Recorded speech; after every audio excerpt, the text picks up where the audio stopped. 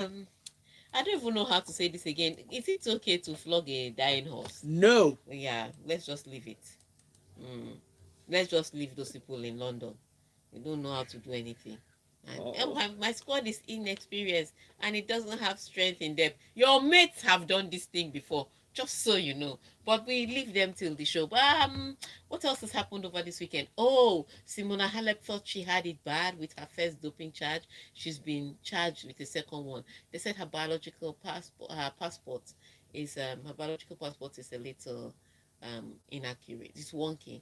So Biological what passport. it is that over time they would have been taking your blood samples, urine Mm-hmm. samples, and there's how they see that the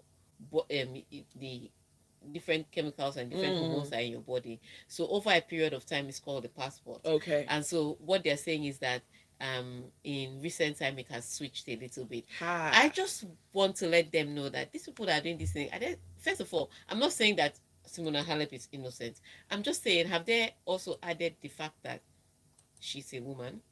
Hormones. Things change. Things change. So if she was trying to have a baby, things really changed. Mm. If she was getting a little older, which she was, things really changed. So I'm just saying, I'm sure people say, oh, but they must have put this into consideration, but there's all of that to take notice of. So we're waiting to see how this second charge pans out, but it doesn't look good at all for her. And such a horrible way if she's going to be forced to retire for a two-time Grand Slam champion to retire. But let's wait and see how that pans out.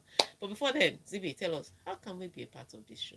You know we're always streaming live. It's on YouTube, Smooth 981 FM Lagos. Catch the live stream, and you can also post a comment on there. You can also tweet at Smooth 981, and WhatsApp number is 0809 981. All right, so let's start with the first. Well, first with the headlines.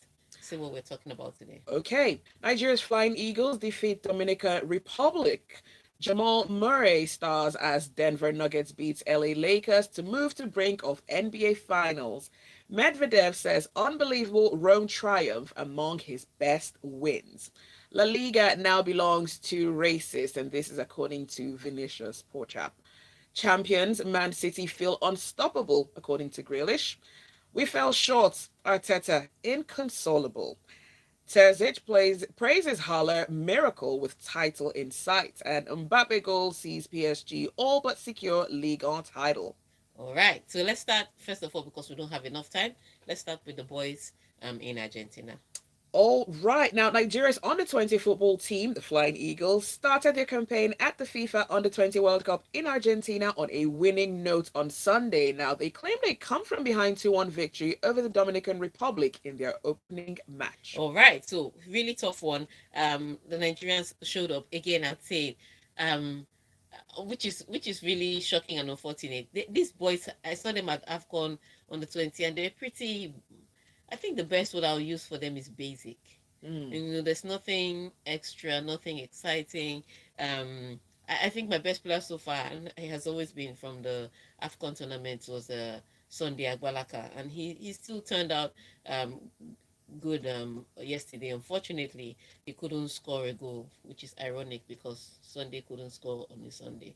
But he had the opportunities that fell to him. And not pretty basic, but they got the job done.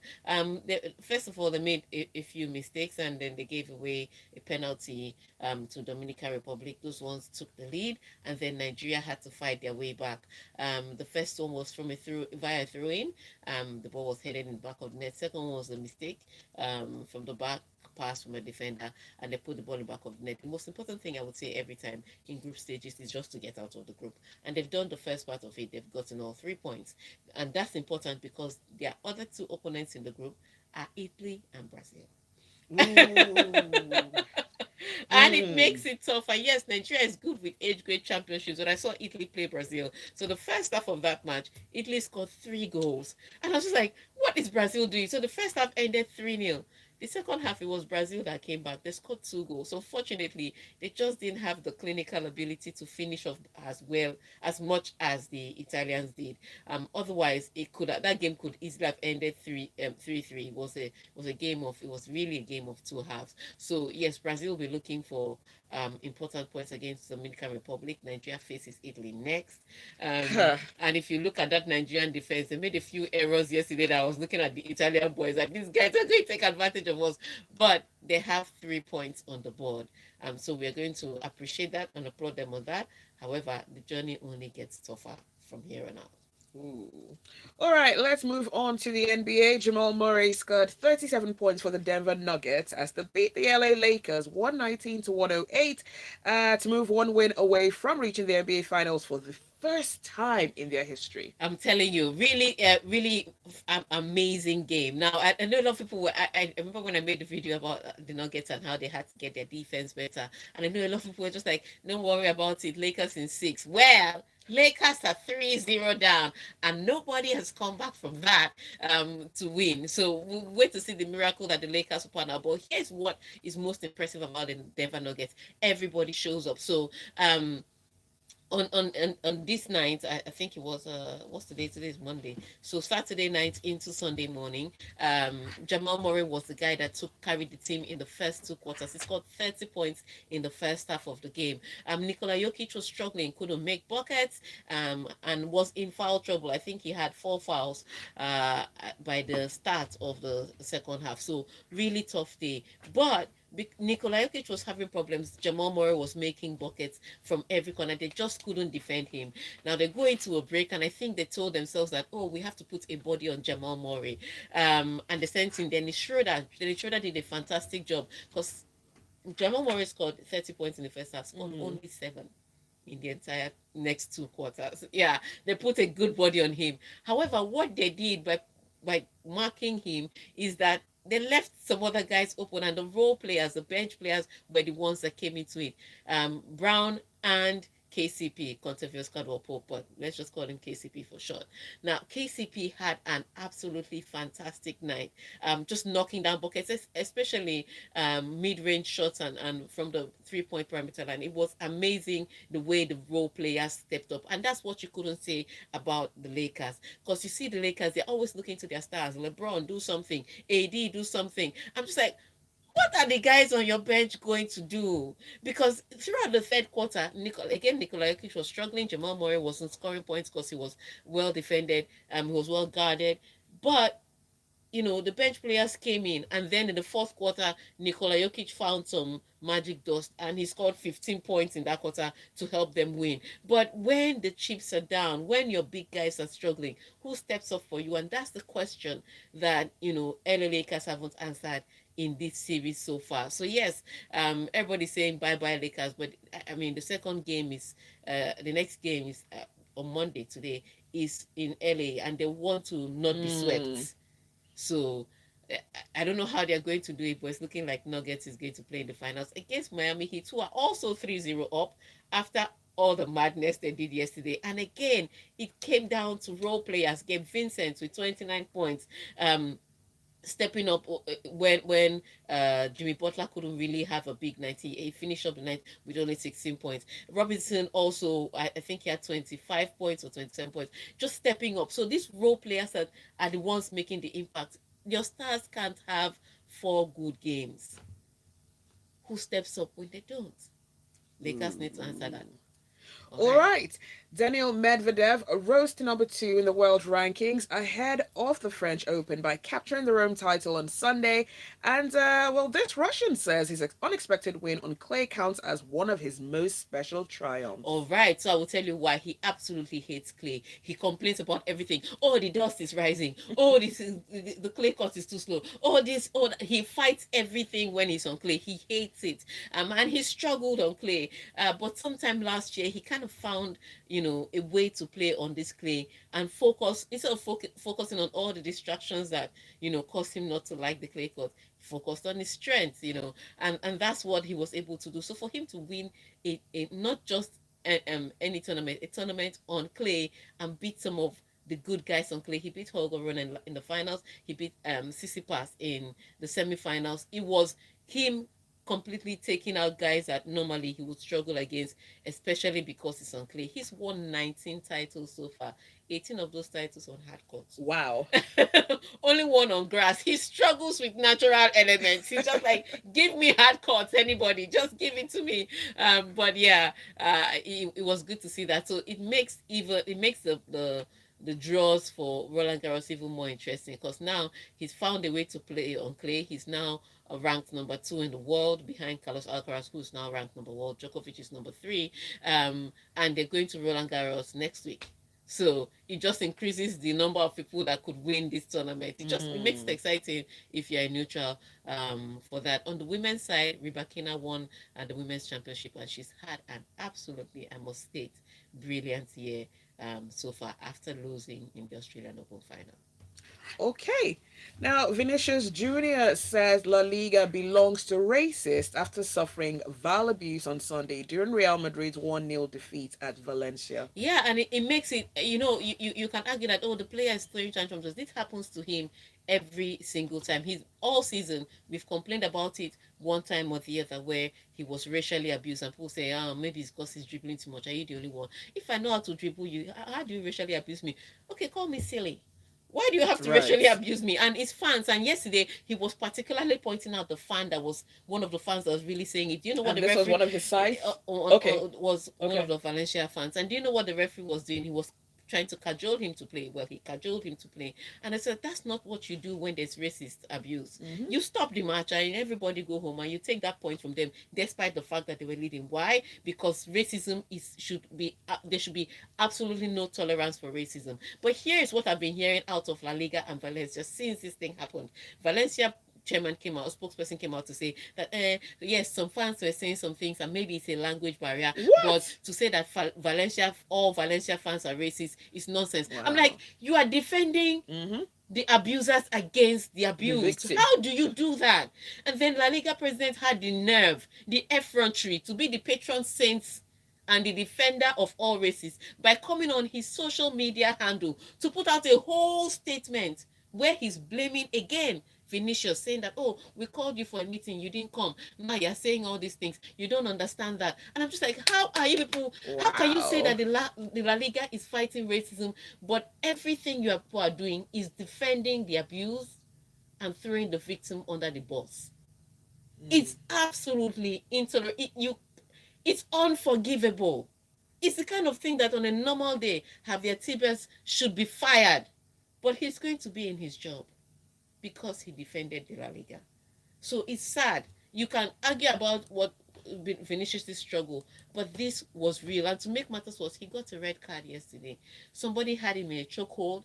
He pushed the person. The referee said he swung his hand recklessly, so red card. However, the person that had him in a chokehold didn't get anything. Wait, what? This Yeah, is like what horror movies are made of. exactly. So yeah, if you want to make a case for the La Liga, yesterday, from the referee to the president of La Liga to the spokesperson of Valencia, none of them made a good case for La Liga. They just, Wow. in fact, they helped butcher. Reinforced Yes, exactly they helped whatever he butcher said. what Vinicius Junior said. That's it. You can't make any arguments because your actions are speaking louder than your words. Mm. Wow. All right, well, let's take a quick break and we'll continue on the other side. Can we This take is the one locker room. Oh, message? yeah, we can do that. So let's just take this message and we take a break. Antayo says the championship. Okay, he's quoting Vinicius Junior. The championship that once belonged to Ronaldinho, Ronaldo, Cristiano, Messi today belongs to racists. It's deep.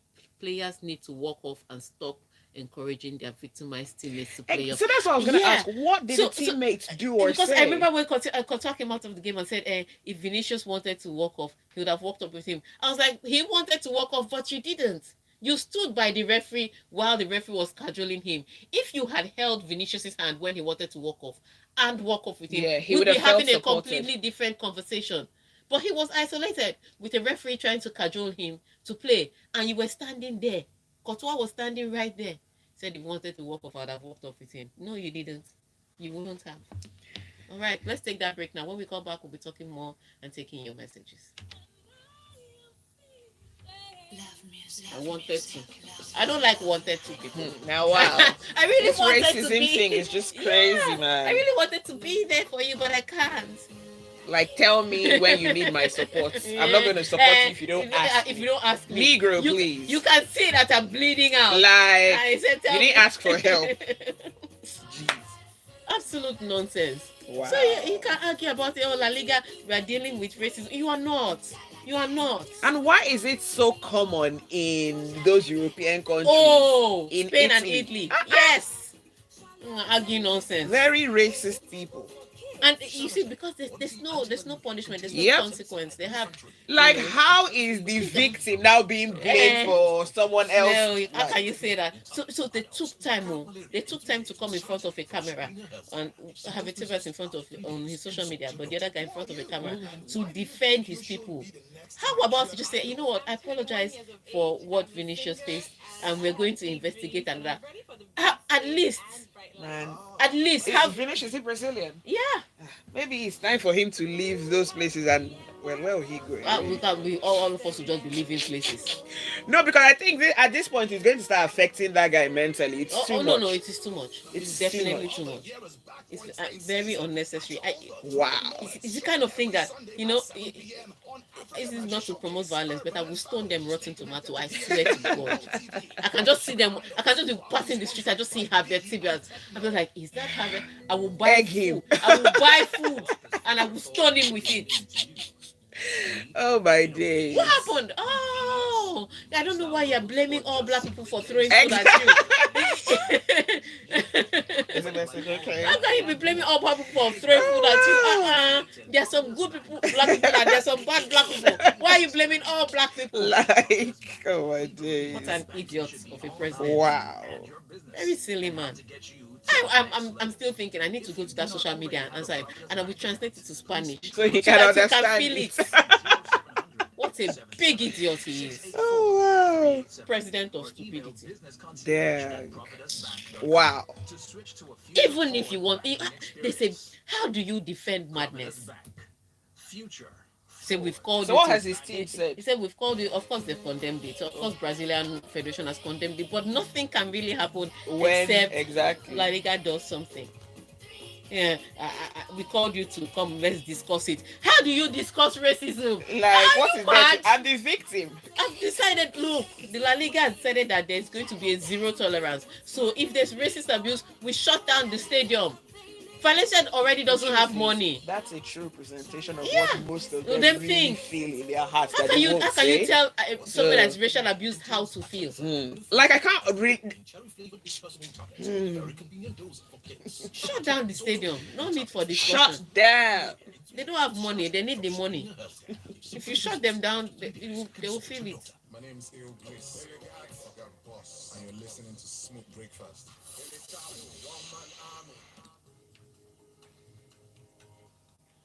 You're inside the locker room. You're in the locker room on Smooth 98.1. It's Tega and Zibby 834. All right. So we come back and there's I'm calm now. I'm calm. I'm calm. I'm calm. Do we want to look at some messages coming Let's take through? some messages coming in from YouTube and some from WhatsApp. Okay, Lawal says, good morning to you all. Why is Tega standing? Because she can. Man United ladies beat Man City ladies. It was so exciting to watch. And Joshua, thank you for letting us know. We'll make sure that that is sorted. All right. And yes, while Manchester City, okay, Manchester United yes beat Manchester City ladies with that last minute goal, but also Arsenal beat Arsenal lost to Chelsea 2-0 yesterday. I was just like, get out, Chelsea, get out. People are not ashamed. People are beating some people that are struggling with injuries.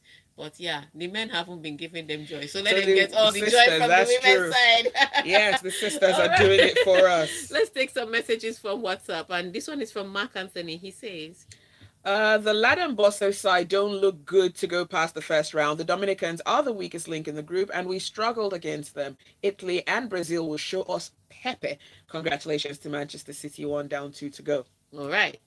Cruz says, Tega, please don't use food. I'll get you bags of pure water for the doings. and this is Ibuku. He says, We know that Spain and Italy are, well, have some racist individuals, just like other countries in Europe. We know the countries that have at least had the decency to react in public to racism, and those that turn a blind eye, and those that can't appreciate the issue because they themselves are racists. Exactly. If you're not condemning, you're probably part of it. Tega, please don't drag Arsenal this morning. They're still mourning the trophy. Putting on my black attire to work today. All right. So based on that, let's go and we may not drag you, but we have to talk about the champions.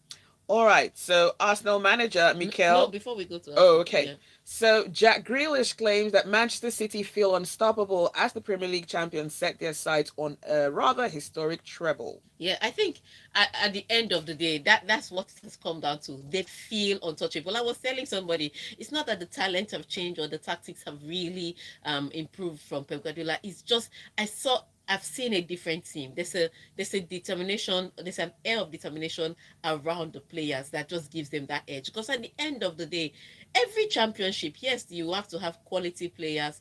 You have to have some good luck with injuries, but ultimately it comes down to mental strength. If to win a championship, because there are many talented individuals everywhere, it comes down to your focus. Okay, we've gotten here now. How far did we push? And one taking it one game at a time. And these people have done the work.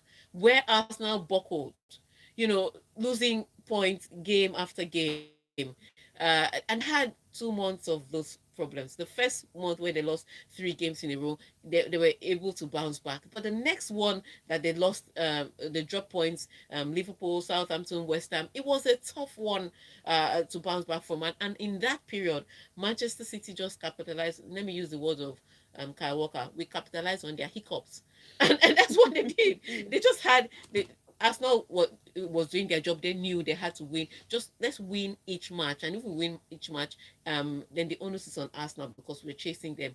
And they didn't blink. Arsenal blinked first, and that's what happened. So really tough one for Manchester City, but they're now, yes, looking very unstoppable.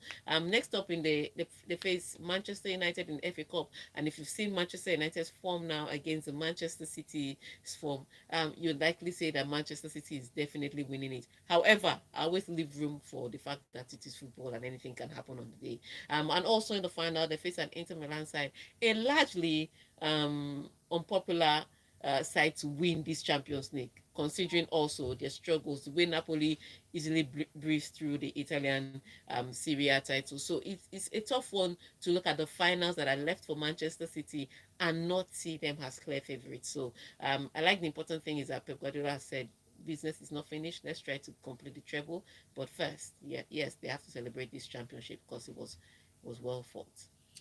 Arsenal manager Mikel Arteta graciously congratulated Manchester City for winning the Premier League on Saturday, but there definitely was no concealing his agony after his team had led the race for so long but lost form in the Please crucial read his run-in. comments because some Arsenal fans will now be defending what I don't know. Just read his comments a little bit. It's a really sad day. We fell short. Today, we should have played much better. We gave them a goal. When you come to April and May, you need 24 players playing at their best, full of confidence and ready to go. And for many reasons, we have not had that. Have you heard it there? People are saying the team are it's inexperienced. The team is not, there's no strength in depth. Even the manager knows that it is his players that dropped the ball. And he said it it was a business end that they dropped the ball. April and May, 24 players need to be giving their best. And he also said it that for some reason they did not give their best. So before you start making excuses for us now, there is no way to say this thing. Arsenal lost this title. It has nothing to do with experience. It has nothing to do with the fact that Manchester City grabbed it. I said legends are built by attitude. Look, you can say Leicester City was an anomaly. I will tell you, Leicester City, when they won the league, were the worst outsiders to win the league, and they also had a light team. But guess what? They took it game by game. They had the focus. They won the league. Do you know what Arsenal did when they had the opportunity to win the league? 8-point lead. They're crumbled. So stop making excuses. We open the phone lines now for other people to judge this Arsenal matter. The numbers to call are 014489981. and yeah, we're talking to you about Arsenal. How do you think they can bounce back? Because they have dropped this ball. If somebody calls me and says, I think Arsenal lost because of inexperience. I will hang up. Okay. Should I? Tega, be nice. Okay, let's No. do equal opportunity. So yeah, say what you want to say. If you say they lost it due to experience, say it. Let me take this number. The first call. Hello, good morning. Hello, good morning. Yeah, please tell us your name and your location. Hey, Buku, talk to me about Arsenal. No. To be honest, they tried it against. People will do passes. But I think they need a larger squad. They need players that will step up to the plate, like the manager said.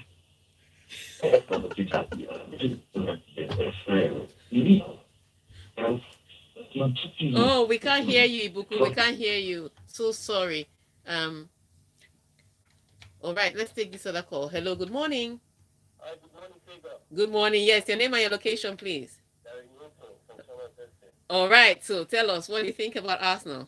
Well, I just have one quote for Arsenal, and it is, success is not final, failure is not fatal. It's the Aye. determination to continue that Mm, counts. mm, Arsenal lost that determination way before they lost the game. Thank you. yes. All right. Thank you so much.